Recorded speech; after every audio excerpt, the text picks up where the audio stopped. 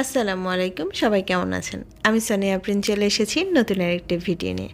আজকে আমি আপনাদের সাথে শেয়ার করব চাঁদপুর ঐতিহ্যবাহী একটি খাবার। প্রথমে আমি কড়াইতে একটু তেল গরম করে নিলাম, তার মধ্যে দিয়ে দিলাম বেলুম্ব। হ্যাঁ, ঠিকই ধরেছেন, আজকে আমি বেলুম্ব দিয়ে পুরো রেসিপিটা করব। বেলুম্বর মধ্যে এখন দিয়ে দিব সামান্য পরিমাণে হলুদ এবং লবণ দিয়ে হালকা করে ভেজে নিব। বেলুম্বটা একটু নেড়ে চেড়ে আমি হালকা করে ভেজে তুলে নিব। বেশি কড়া করে ভাজা যাবে না, একটু কালারটা চেঞ্জ হলেই আমি এটাকে তুলে নেব। একটা বাটিতে আমি বেলুম্ব তুলে নিলাম।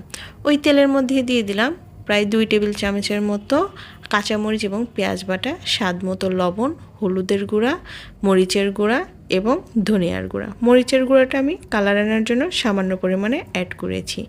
এবার ভালোভাবে মশলাটাকে কষানো হবে, তবে তার আগে দিয়ে দিতে হবে আদা এবং রসুন বাটা। এখন আমি ভালোভাবে নেড়েচেড়ে মশলাটাকে কষিয়ে নেব। মশলা কষানো অবস্থাতেই আমি এইখানে অ্যাড করে দিব 2 থেকে 4টার মতো কাঁচামরিচ, যেটাকে মাঝখান থেকে আমি চিড়ে নিয়েছি। একটু টক টকের মধ্যে হালকা একটু ঝাল হলে মজাই লাগে। আর অ্যাড করে দিব আগে থেকে হালকা ভেজে রাখা বেলুম্ব। এবার ভালোভাবে কষিয়ে নেব। মশলার সাথে বেলুম্বটাও কষিয়ে নিচ্ছি। চাইলে আপনারা বেলুম্বটা একটু পরেও দিতে পারেন, তবে আমার মনে হয় সাথে কষিয়ে নিলে ভালো হয়। আর বেলুম্ব ভেজে নিয়েছি, এই কারণে একটু টক কম লাগবে।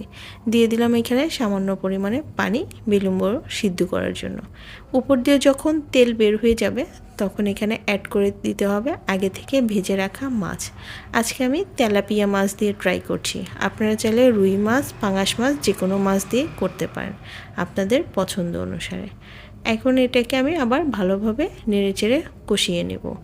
আর যেহেতু মাছ ভেজে রান্না করেছি, সেই জন্য কষানোটা ততটা দরকারও নেই। যদি কাঁচা মাছ দিয়ে রান্না করা হয় তবে ভালোভাবে কষিয়ে নিতে হবে।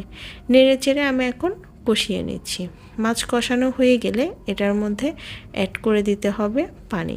তবে আমি মশলার সাথে মাছটাকে আরেকটু ভালোভাবে কষিয়ে নিচ্ছি। এবার আমি এইখানে পরিমাণ মতো পানি অ্যাড করে দিব। আপনারা মাছ কম বেশ করে নিতে পারেন। যদি মাছের পরিমাণ বেশি হয় তাহলে বেলুম্বর পরিমাণটা বেশি দিতে হবে। আমি এইখানে একটু বড় সাইজের 8টা বেলুম্ব দিয়েছি। আর এইখানে আমি প্রায় 1.5 কাপের মতো ঝোল দিয়ে দিয়েছি। উপর দিয়ে দিলাম ধনিয়া পাতা। এবার চুলার আঁচটা হাই লেভেলে করে দিতে হবে। যখন ঘন বলক উঠে যাবে তখন একটু টেস্ট করে নেবেন ঝাল লবণ ঠিক আছে কিনা। আর দেখেন বেলুম্বটাও প্রপারলি সিদ্ধ হয়ে গেছে, মাছ তো ভাজায়। রেডি হয়ে গেল আমার তেলাপিয়া মাছ দিয়ে বেলুম্বর টক। সার্ভ করে নিয়েছি, বেশি ঝোল রাখিনি, পরিমাণ মতো রেখেছি। কেমন হয়েছে কমেন্টসে জানাবেন। আর যেহেতু আমি চাঁদপুরের বউ, সেই জন্য আমি চাঁদপুরেরও ট্রেডিশনাল খাবারগুলো আপনাদের সাথে শেয়ার করার চেষ্টা করি। আজকের মতো বিদায় নিচ্ছি, দেখা হবে নতুন কোনো ভিডিওতে। সে পর্যন্ত সবাই ভালো থাকবেন। আল্লাহ হাফেজ।